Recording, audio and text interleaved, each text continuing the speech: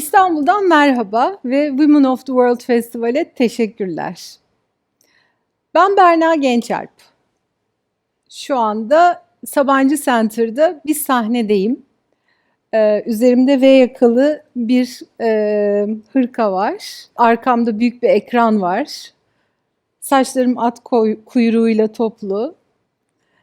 Ve size merhaba demek istiyorum. Yapımı süren Kim Mihri belgeselinin yönetmeniyim. Aynı zamanda yazarım ve bir anneyim. Çay severim, simit severim, peynir severim, erik severim. Ama en çok meraklarımın peşinden gitmeyi severim. Mihri'yi de çok merak ettim ve peşinden gittim. Düşünün 19. yüzyılın sonunda Osmanlı'nın İstanbul'unda doğmuşsunuz ve resim yeteneğiniz var. Ne yaparsınız? Kendinizle, hayatınızla ne yaparsınız?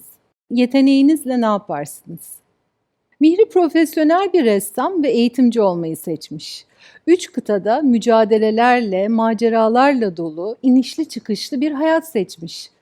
Tek yapmadığı şey yeteneğine ihanet etmek. Ben ressam Mihri'den 2013 yılında İstanbul Modern'de katıldığım Burcu Pervanoğlu'nun verdiği Türk Resim Sanatı Tarihi dersinde haberdar oldum. Sonra şaşırarak fark ettim ki sanat çevrelerinde bile Mihri'yi tanıyan pek yok. Böylece belgesele başladım. Belgesel sayesinde sadece Mihri'yi değil, eril tarihin bize anlatmadığı pek çok kadını tanıdım. Benim gibi Mihri'yi merak eden, araştıran başka kadınları da tanıdım. Hatta şu anda onlardan birisi sanat tarihçi Özlem Gül'ün Dağoğlu, Montreal'deki evinde Mihri ile ilgili çok kapsamlı bir kitap yazıyor. Belgesele Kültür Bakanlığı'nın desteği ve Antalya Film Forum'da kazandığımız ödüller ile başladık. United States Embassy'nin desteğiyle umuyorum ki bu sene tamamlayacağız. Filmin yanı sıra beni çok heyecanlandıran bir kardeş proje daha var. O da Moon and Stars Project desteğiyle hayata geçecek olan video arşiv projesi. Belgeselin yapım süreci benim için çok anlamlı bir öğrenme süreci oldu. Dönemi, kadın mücadelesini, Mihri'nin yaşadığı şehirleri uzmanlarla uzun uzun konuştum. Filmde süre kısıtlamasından dolayı yer veremediğim ve bana çok şey öğreten bu röportajları İngilizce altyazıları ile birlikte internete yükleyeceğim. Lütfen sosyal medyadan ve YouTube'dan Kim Mihri hesaplarını takip edin. 100 yıl önce Mihri'nin kuşağına İspanyol gribi salgını denk gelmişti.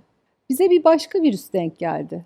Bu zorlu zamanların üstesinden gelmek için benim bulabildiğim tek yol merak etmeye ve merak ettiklerimin peşinden gitmeye, üretmeye, paylaşmaya devam etmek.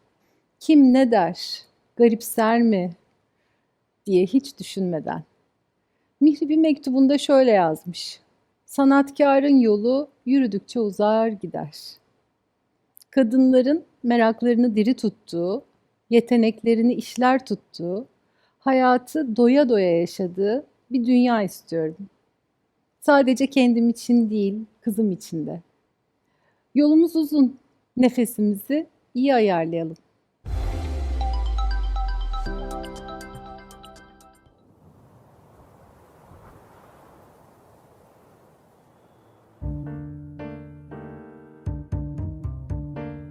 Mihri'yi bu kadar merak etmiş tek kişi ben olamam. Benden önce bu konunun peşine düşmüş insanlar olsa gerek. İsmini duydum, evet. Mihri Müşfik olarak duydum. Türkiye'de resim sanatının gelişimindeki belki en önemli figürlerden bir tanesi. İnas Mektebi'nin eğitim kadrosu içindeki Evet, tek kadın. tek kadın. Okula ilk kayıtta 26 kız öğrenci kaydoluyor. Böylece kadınlar erkeklerle aynı düzeyde, hatta daha avantgard bir eğitim alabildiler. Çok güçlü, çok özgür bir kadın. Resim için yaşıyor, portreleri için yaşıyor. Daha duyarlı, yüreğiyle beraber gidiveren. Dolayısıyla sanatın daha iyi yapacağı bir ortam arayışı içinde.